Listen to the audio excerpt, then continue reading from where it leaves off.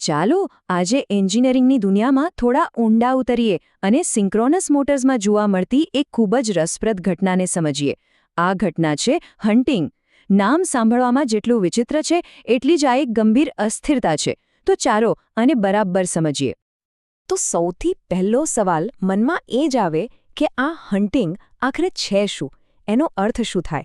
આ નામ પાછળ એક ચોક્કસ તકનીકી કારણ છુપાયેલું છે. ચાલો આ રહસ્ય પરથી પડદો ઉઠાવીએ.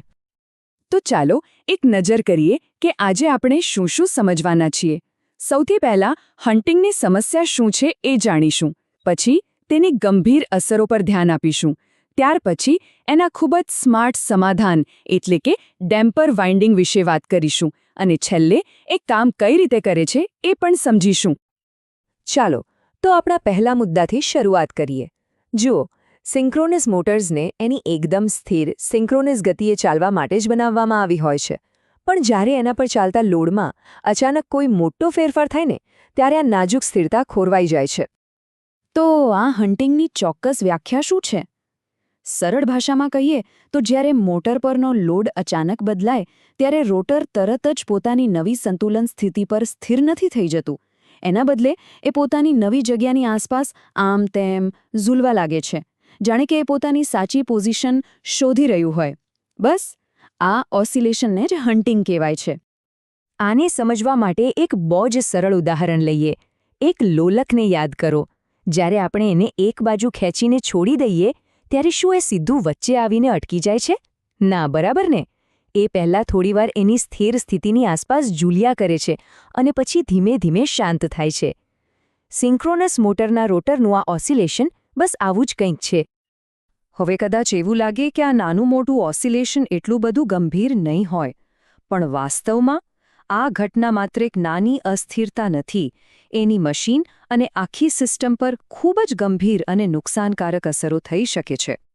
તો આ હન્ટિંગની અસરો કેટલી ગંભીર હોઈ શકે છે? સાંભળો, સૌથી મોટો ખતરો તો એ છે કે મોટર પોતાનું સિન્ક્રોનિઝમ જ ગુમાવી શકે છે. એટલે કે સાવ બંધ પડી શકે છે.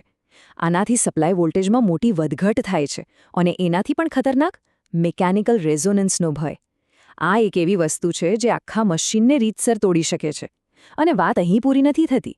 શાફ્ટ પર જબરદસ્ત તણાવ વધે છે, મોટા મોટા કંપન થાય છે અને મશીનનું તાપમાન પણ વધી જાય છે.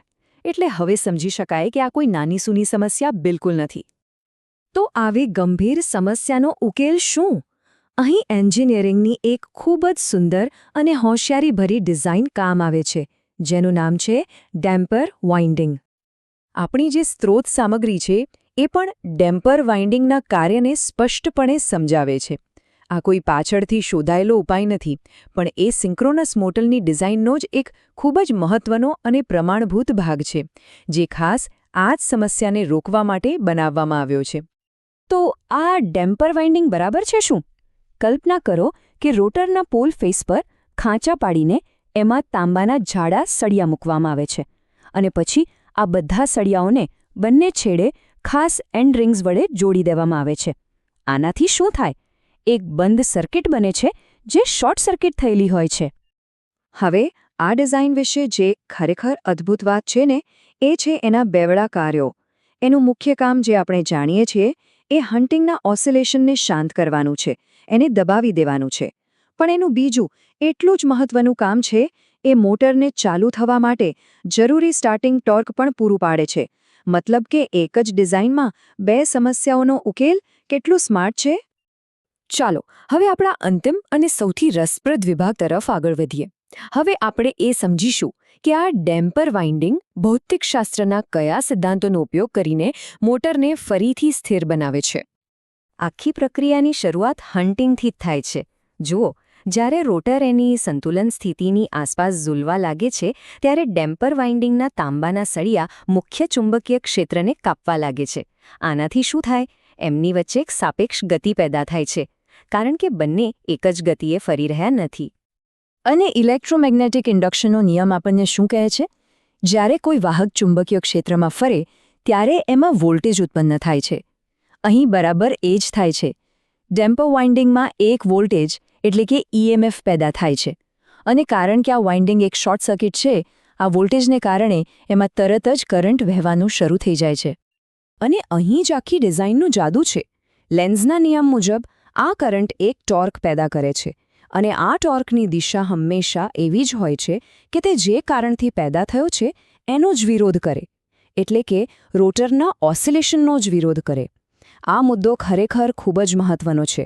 એ સમસ્યાનો સામનો કરવા માટે સમસ્યામાંથી જ શક્તિ મેળવે છે. તો આ વિરોધી ટોર્ક એક બ્રેકની જેમ કામ કરે છે. તે રોટરના ઝૂલવાની ગતિને ઝડપથી શોષી લે છે અને એને શાંત પાડી દે છે, અથવા એમ કહીએ કે એને ડેમ્પ કરી દે છે. પરિણામે રોટર આમ તેમ ભટકવાનું બંધ કરીને પોતાની નવી સંતુલન સ્થિતિ પર ખૂબ જ ઝડપથી સ્થિર થઈ જાય છે. અને આ આપણને એક ખૂબ જ સુંદર અને ઊંડા વિચાર પર લાવીને મૂકે છે. ડેમ્પર વાઇન્ડિંગની ડિઝાઇન સમસ્યાને ઊર્જાનો જ ઉપયોગ કરીને સમસ્યાનો ઉકેલ લાવે છે. તો સવાલ એ છે કે એન્જિનિયરિંગમાં બીજી કઈ જગ્યાએ આવી સુંદર ડિઝાઇન જોવા મળે છે જ્યાં સમસ્યા પોતે જ પોતાના સમાધાનનો ભાગ બની જાય છે? વિચારવા જેવો પ્રશ્ન છે, ખરું ને?